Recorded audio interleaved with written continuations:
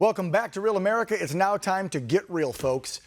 And I want to get real about this whole mail-in voting fiasco that's currently being pushed upon Americans in several states across our country. But let me start by pointing out that for years and years, there have been 5 states in our great nation, Colorado, Hawaii, Oregon, Utah, and Washington, that use the mail-in voting system, and it seems to have worked just fine.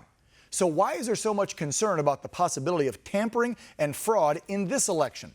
Well, that's because the systems are being used in those states are different than the system being suggested now. Of course, we have absentee voting. We've used that for years for our active duty military and in all states, right? It's very secure, but the one in place right now that they're trying to push is not. Plus, as we reported earlier in this show, there have already been instances of ballots being thrown out in the trash, found on the side of the road. Now, I know what you might be saying. Well, that's only a few ballots, Dan. Well, excuse the hell out of me, but in this country, every single vote should count, right? And be counted. One vote, one single vote thrown out, changed, or altered is the true threat to our democracy, not our president, as the left-wing media and politicians would have you believe.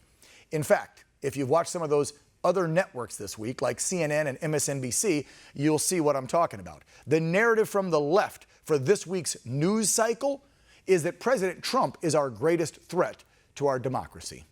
Really? To use a Bidenism, come on, man.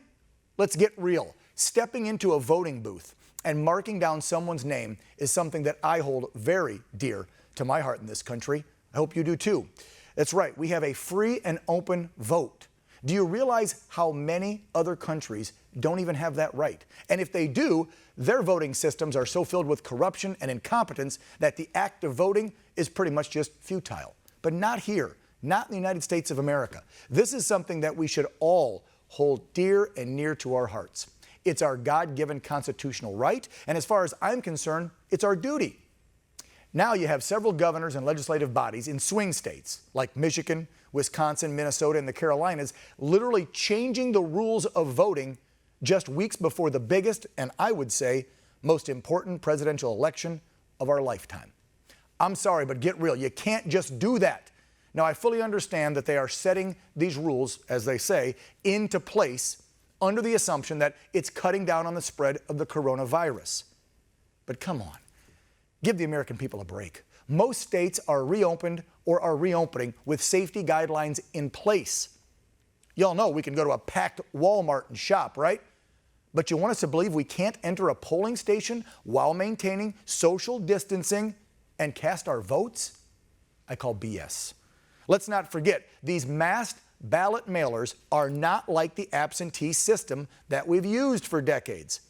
There, the individual requests the ballot. It's mailed directly to them with their name on it.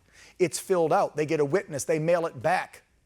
The ballots they're doing now, today, for this election, they're just pouring out by the thousands. They're nameless. No ID required. No witness required. You should be asking why. Why would one party be so in favor of this way of voting and the other party not for it?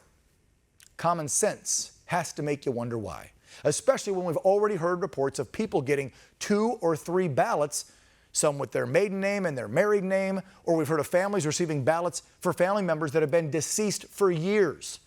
With all this in mind, how in the world can we expect this vote to be fair and legitimate? So I, for one, say this, that the president is right to question the process of these mass mail-in ballots. And I, for one, am deeply concerned that this election may not turn out to be fair, which, if that's the case, that will be one of the biggest tragedies in American history. And so it's time for all of us to get real and to get to the polls this November. We must demand that our votes are counted, each and every one. Because when you put your trust in someone and you give them your vote and it's not counted, well, my friends, to me, that is one of the biggest threats to our democracy. So let's get real and get out and vote. That's going to do it for tonight's show. I thank you so much for tuning in to Real America here on One America News. If you'd like to reach out to the show, have any comments, be a guest, or nominate someone for the Patriot Report, or just talk about the truth and facts, contact us at OANN.com. Just got our Facebook page up too, at Real America OAN. If you like the show, follow us. Start chatting with us. And it's Friday, so I want to remind you, beginning next week, guess what? Real America's moving up in the time slot. It's going to be 5 p.m. Pacific, 8 p.m. Eastern. Make sure you write that down. That's the prime time slot. We'll see you next week. But until then, remember, folks, be proud, be safe, and God bless.